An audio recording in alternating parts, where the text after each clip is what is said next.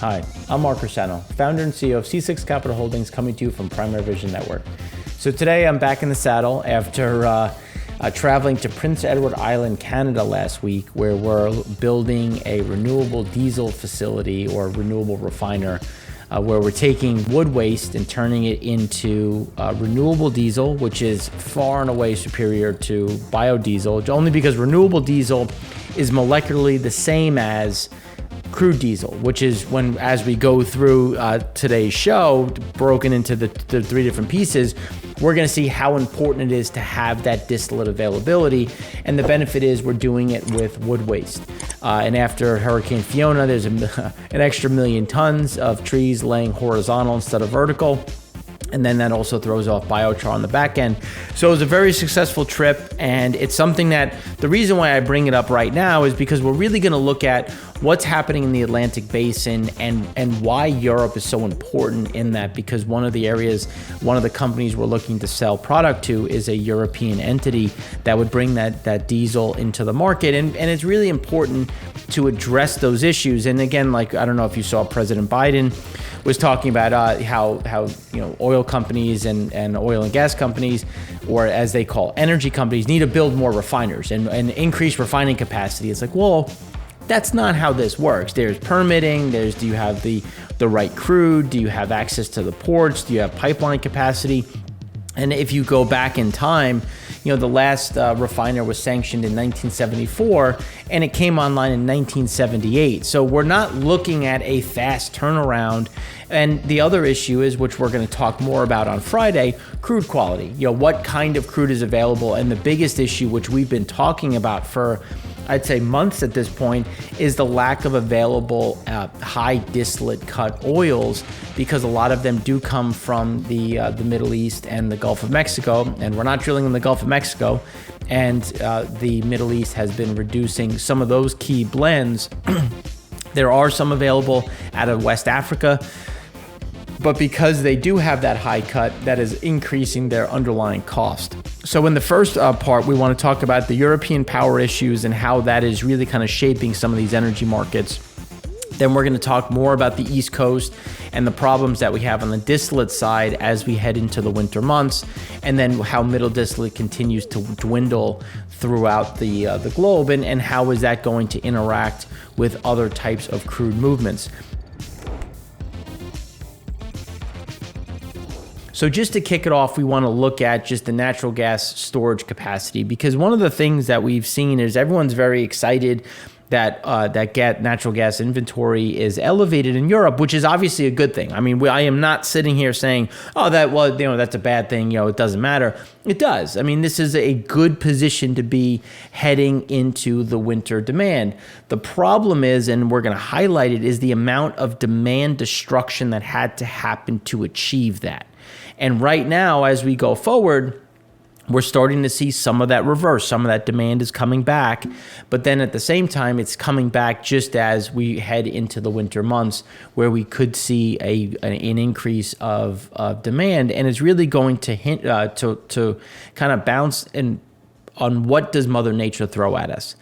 And if Mother Nature throws something more aggressive, then where are we on the distillate side? Where are we on the diesel production side? And how much gas can be available? So one of the positives was Kazakhstan crude and condensate production rose to a 3-month high in October, and we see that continuing because remember there was issues at the port.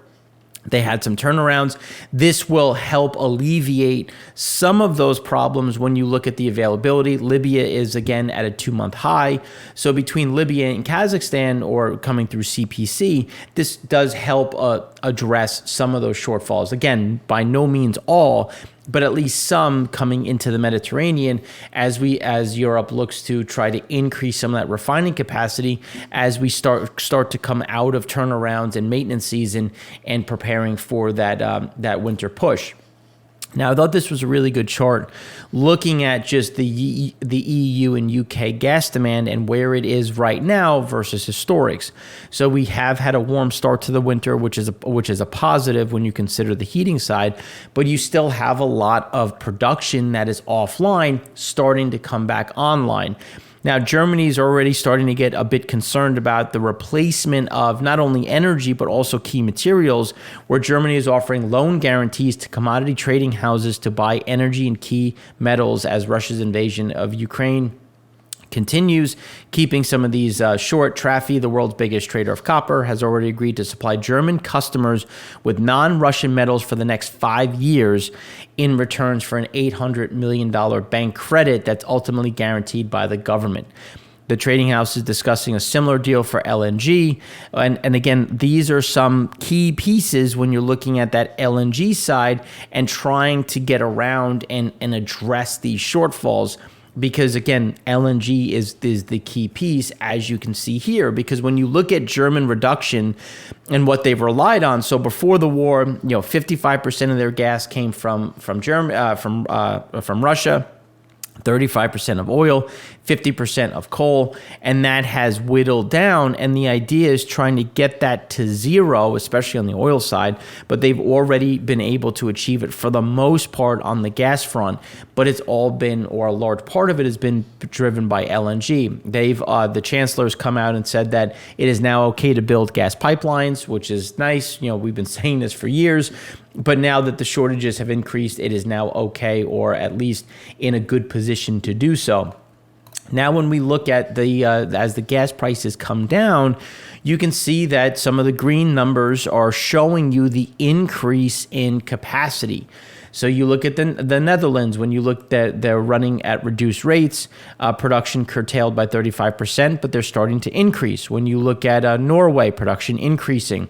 The Yara in Netherlands is restarted production. When you look at in Germany, BASF adjusting ammonia production depending on gas and ammonia prices, running SKW ammonia running online since late September. So you are starting to see some of this capacity come back. And the problem is, or the benefit is, one, it's a benefit for the economy because it's coming back, but we want to see what it does to demand, because we saw demand diminish in order to achieve that supply. So as this comes back on, how quickly will we see that some of that storage come down? And as that comes down, what is that going to do to price? And is that going to drive people to essentially reduce their capacity once again? And then the European chemical production hurt by high gas prices, you get an idea of how much capacity and what has been hit based on the gas prices. So as those gas prices have come down, these should come back up, and then that supply demand is going to be important, because if we get supply coming down faster, there's not a whole lot of LNG available to backstop it, which is going to push them back in, or more aggressively, into the diesel market. And middle distillates is already in such a dire strait. What is that going to do to price? How is that going to drive price? And that's why when you look at the Atlantic Basin and you look at margins, you have a big driver of underlying value. Looking at the European diesel premium and U.S. premium, and this is the biggest premium for diesel since at least 2005. So when you are trying to compare the different pieces, you get an idea of just how aggressive the move has been in European diesel over gasoline and U.S. premium. And it's interesting because my mother actually asked me when she picked me up from the airport coming back from Canada. When she said, she's like, why is diesel so expensive? And I went through all of the different reasons on where diesel is versus where gasoline is. And just given the backdrop of lack of the right oil, lack of refining capacity, increased demand for the most part because of natural gas trying to go back and forth, that is going to keep that premium elevated. And again, that's going to put more pressure on just the underlying fundamentals and economics of input cost, which is how some of these companies will try to balance diesel versus natural gas. But you're beholden to diesel on the whole supply chain when you look at the movement of product. So when you look at Maastricht-based company, the Copenhagen-based company said it expects global container demand to decline 2 to 4% this year, compared with previously guided demand at the lower end of the range at plus or minus 1%. So you're seeing that steady decline in terms of demand, but again, 2 to 4% is meaningful. But you're still seeing a lot of demand in terms of diesel and shipping, MGO, marine gas oil.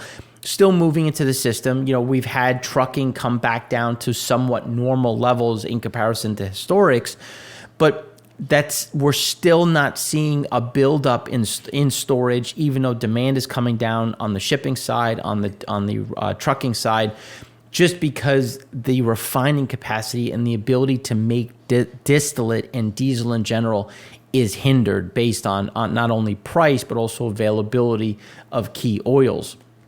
And that's going to be a struggle, especially as we head into the colder months, and we will see that natural increase. So when you look at the diesel front month crack in the US, it's at $62. But you can see that through 2022, we've been at that $60 to $65 range.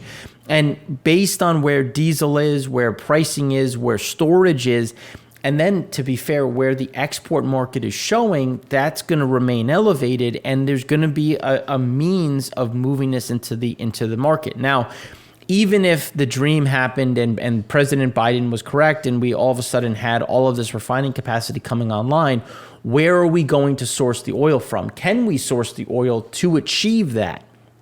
And the short answer is no, because the oil we have in the U.S. is very light. It's very NGL heavy, condensate heavy. So a lot of this is going to require the export market, and we're going to have to import those heavy sours, those medium sweets, medium sours to achieve this percentage. We could increase exploration in the Gulf of Mexico, but the moratorium on the offshore side still remains in place, hindering that capacity. Now, when we start looking at the global level, here you can see total oil and product stockpiles. The deficit now are from 4.6 to 0.5. So we're right in line with where we have been historically looking at total oil and product stocks. But now we want to look at some of those key pieces going forward, because total crude stocks, land and floating, the surplus now are from 38.8 to 36.2. But you can see that we're at the highest we've ever been on a seasonal basis at this point in time. Now, the reason why that is the case is because there is a lot of crude in that floating market, in that transit market, which is something that we've been talking about in terms of that increasing, where demand has come down a bit just because of the pressure points that we've seen. But we're trying, and we should see some of that move. And one of the key areas that we've actually been wrong in is Middle Eastern floating storage. Our view was that Middle Eastern floating storage was really going to come down, especially following some of the cuts, what things have been talked about. But instead, we've seen Middle Eastern floating storage actually increasing and up to a level we haven't seen in a very long time. We'll talk more about that in segment 3. And that's one of the key reasons why there's expected to be a cut in OSPs by Saudi Arabia to try to get some of that product back into the market and move it through. Now, while the crude side has been on a fairly positive note, total oil product stockpiles continue to be very low. Deficit narrowed from 43.4 to 36.7. But seasonally speaking, this is still the lowest we've ever been. And gasoline is at a massive glut, not so much in the U.S., but abroad. There's a massive gasoline glut. So a lot of what we're seeing here on the product stockpiles, again, is being driven by the middle distillate side, which is where we see the biggest problem as we go into winter and really Q4 and Q1. Land storage total, the deficit widened from 20.4 to 20.5. West of Suez, the gap closed, and we're right back closer to the average, if you will, for the deficit. So the deficit narrowed from 7.9 to 6.1, pretty much right in line with that 3-year average. And the east of Suez had a big step up, which is going to continue. Now, the deficit widened from 8.4 to 12.1, but when we look at the amount of oil heading into that market, especially China, we're going to see the east of Suez side continue to get a bit tighter. Floating storage, the surplus widened from 34 to 39.4, again, moving back closer to the 2021 levels, which is in line with our expectation. West of Suez, the flip to surplus from negative 1.3 million to a positive 2.8. And a lot of that is being driven based on the floating storage that has increased in the U.S., as well as West Africa remaining elevated. But it's the Gulf of Mexico where we've seen the biggest increase, which again is going to result in a bit more imports as we progress through the next few weeks. East of Suez, the surplus narrowed from 36.7 to 30.9, but we've had a big buying spree, which is going to put more of that crude on the shoreline. Crude stockpiles in the U.S. had a draw of 3.12 million. We're still 29.4 million off the 5-year, but the biggest drivers of that is really Pad 2 and Cushing. And those are two areas that are continuing to see builds. So Pad 2 had a build of 2.12 million, still 18.7 million off the 5-year, but versus last year, it's 5.9 million above last year. Cushing came in with a build of 1.27 million. That's 1.7 million above last year, still 17.7 million below the 5-year average. Excuse me, but you're starting to see that close. Gulf Coast came in at negative 3.47 million as we continue to have a sizable amount of exports. With even though imports picked up a bit, they're still on the low end. But against the 5-year average, they're still 12.2 million above the 5-year average, while 3.3 million below on a year-over-year basis. So Pad 3 is still fine. It's really that Pad 2 Cushing piece, and with BP Whiting staying down, additional refinery hiccups in that area, and then the arbitrage between Canadian crude and U.S. crude is going to keep that volume moving down, as we will see Pad 2 imports remaining elevated. And again, like if you go back and look at the storage side, there's more than enough storage in Pad 2, which Pad 2 obviously being the Midwest. There's a lot of reasons why that's going to continue, and they're going to continue to bring that down. And it's a good place to make diesel and the distillate side, because Canadian crude has a very high distillate cut. It's something that's a positive, and there is that shortage that remains not only in Pad 1, but also Pad 2, which will keep things flowing. Here you can see just what we're talking about in Pad 3. The only time that crude has been higher, we're right on that 2021 level, and the only time it was higher was obviously 2020. So Pad 3 still in a very comfortable position.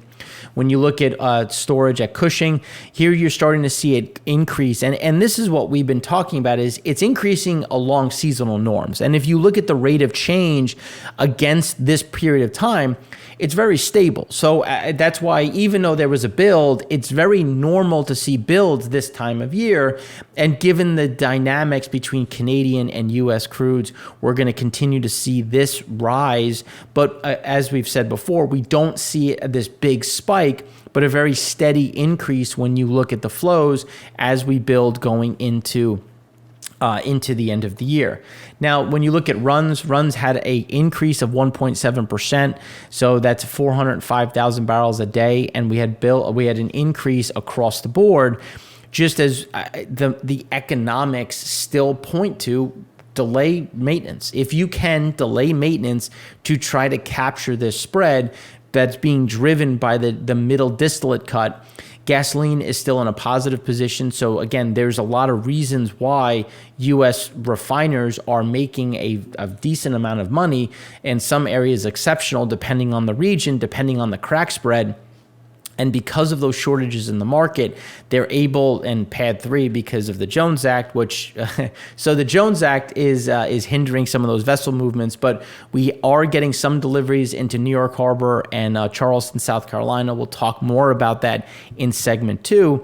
Just because the differentials have gotten so wide, it actually makes sense to move product on Jones Act vessels, which are way more expensive on a day rate basis versus foreign flagged, which is why we've had that hindrance.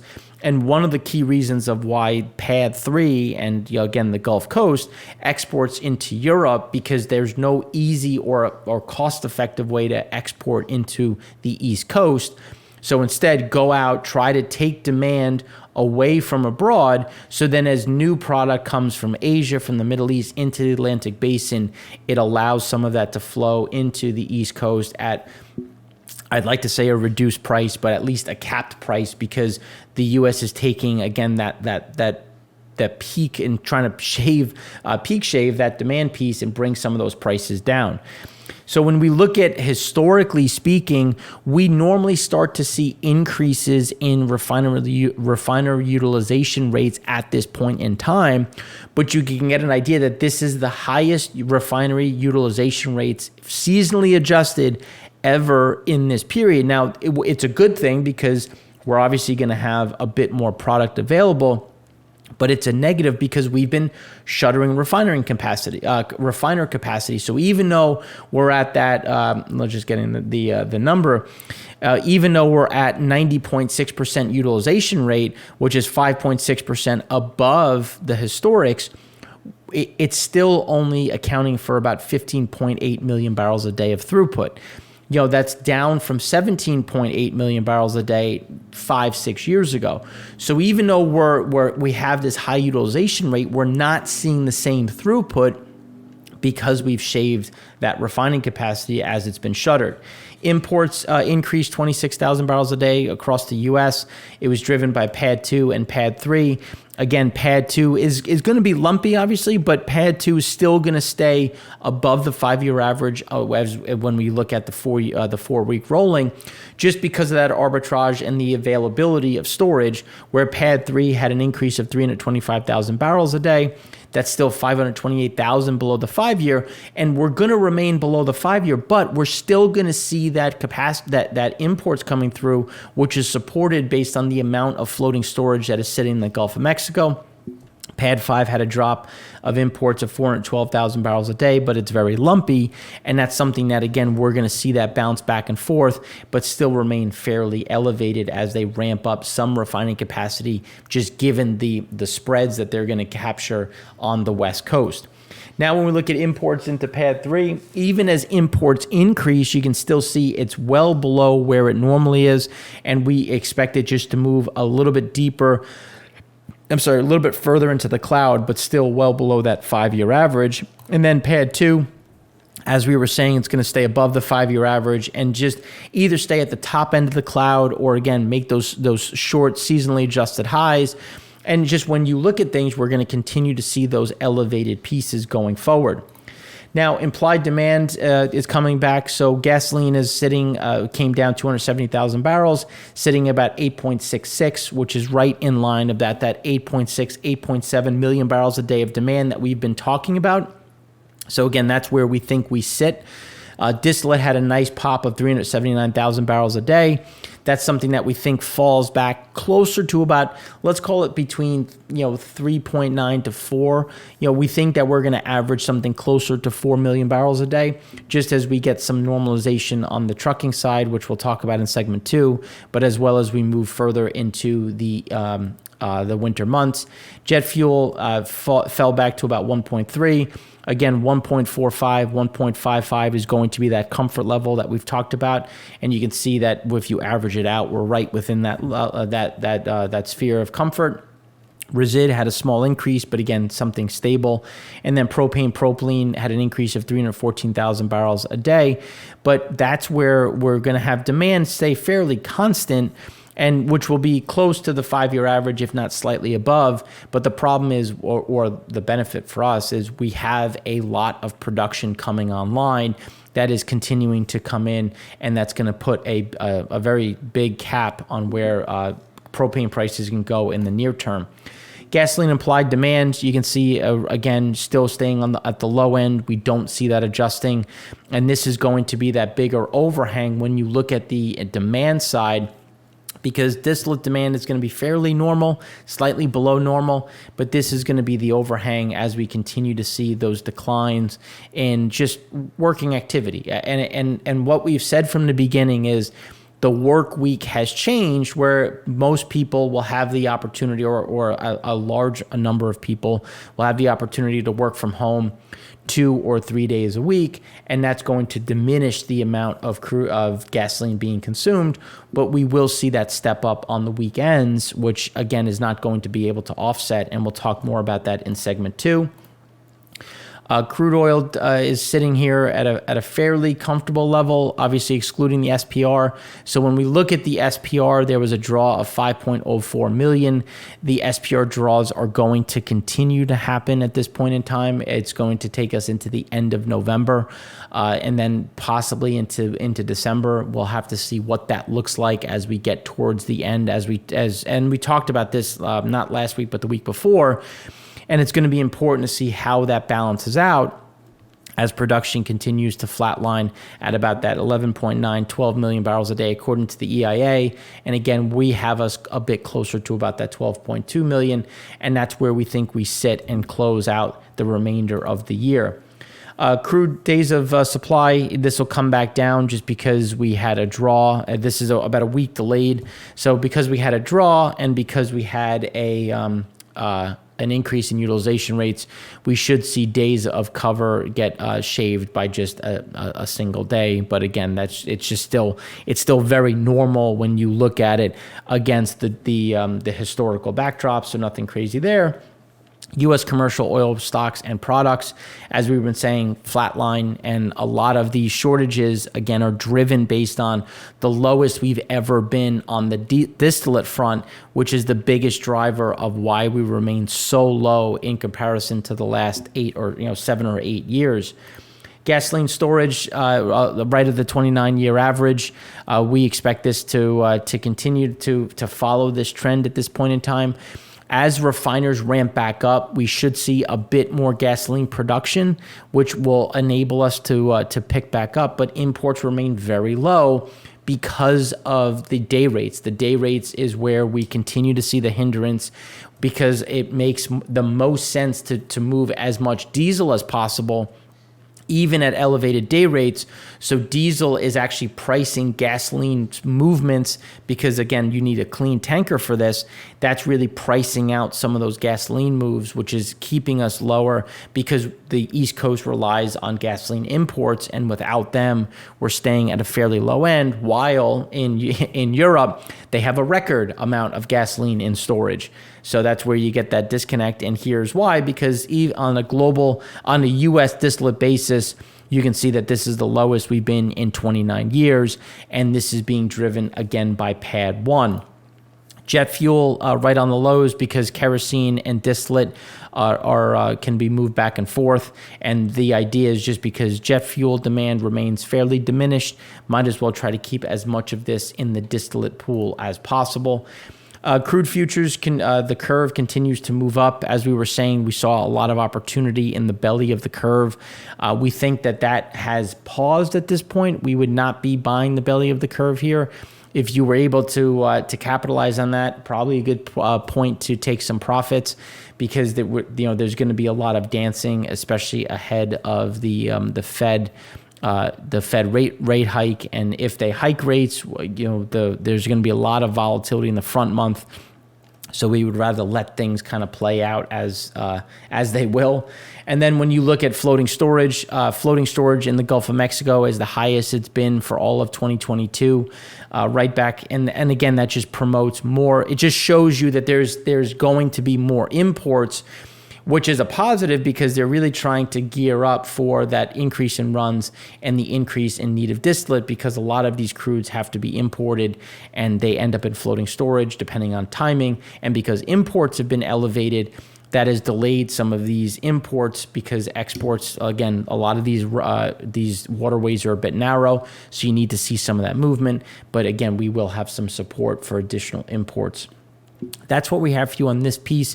In the next segment, we're going to go deeper into the U.S. and what's happening on the U.S. front.